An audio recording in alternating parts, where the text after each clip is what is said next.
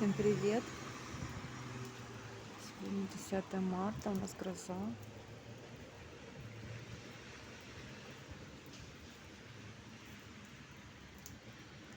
Вчера снег с дождем, сегодня дождь с грозой.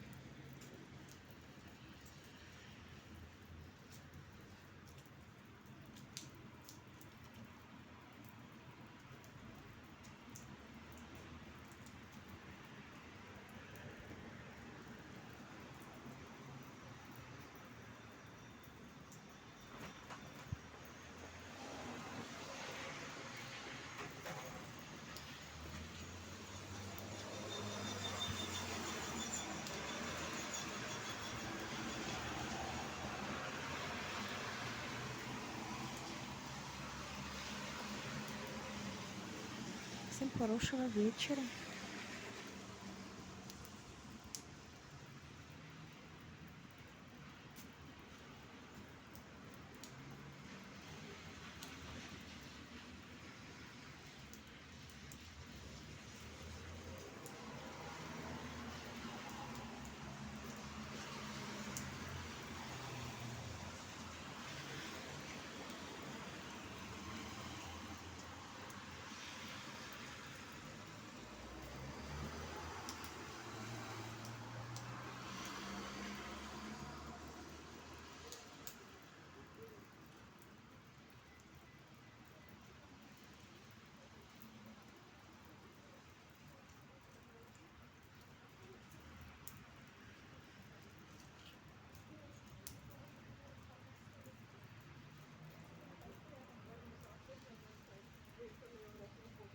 Я, короче, в декоде.